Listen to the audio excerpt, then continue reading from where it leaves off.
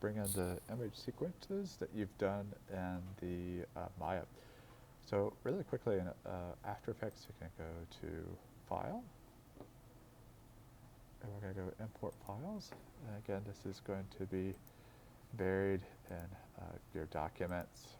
Going to go to Documents so you can see where this stuff is kind of hidden. Maya, Projects, Default, and Images. And right here I have several things. I had previously done a PNG, which was 1 through 10, and then I did a JPEG. So we're basically going to use the JPEG sequence, which goes to 120. So you just want to select that first one.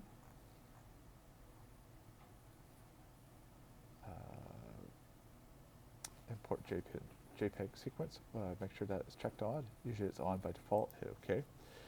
And you'll see it's kind of stacked up here. And I'm just going to go ahead and select one of them that's already been imported earlier. And I'm just going to drag that into new composition.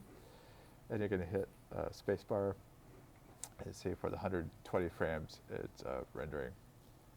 All right, so what I'm going to do is render it out to sequence as a movie.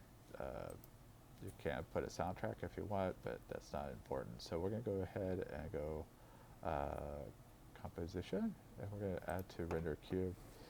All right, so we can go to best settings. I think everything is pretty standard, 30 frames per second. Output, click on here, lossless. We're going to go format. Animation's really, really heavy.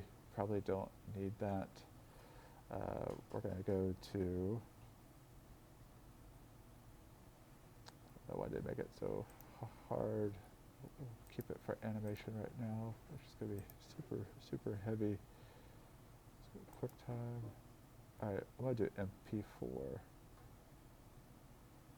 Everything's not working for me today. QuickTime.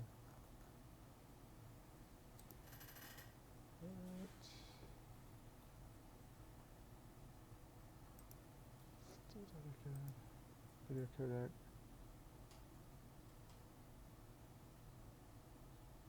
Alright, I'm going to do DV50. Actually, let's do the 1080 DV Pro. Alright. Okay, sorry, that was a little delayed there. QuickTime is fine. Hit OK. Tell it where to go. I'll tell it to go to my desktop. I'll call it Dunny Final Render. Okay, so hit save. All right, so everything's set up to render, and then we're going to go over here and hit render.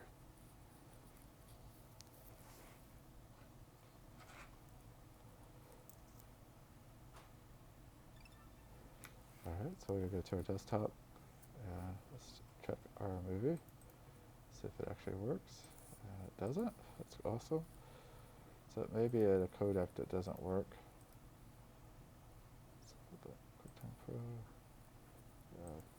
That's great. So we've basically opened it up in a codec that doesn't open. So we'll do a VLC. All right, so the VLC will play it. All right, so that codec I chose was probably not a good one.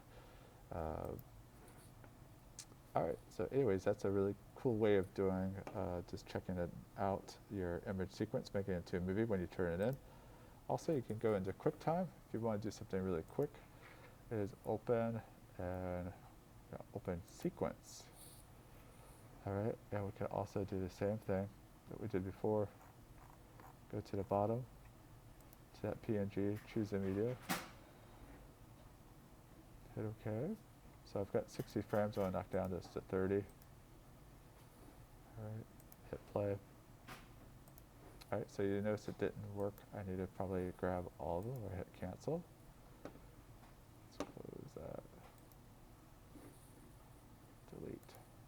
All right, so we'll open sequence again. All right, so this time we'll shift, select them all. It's not like After Effects where I can see the sequence. Hit choose media. Again, we're probably more 30 frames per second. All right, so we can hit play. All right, so that's a nice clean way of doing it without having to involve After Effects. All right, so we'll go to File. We could export as 1080. Go to Desktop. We'll go Dunny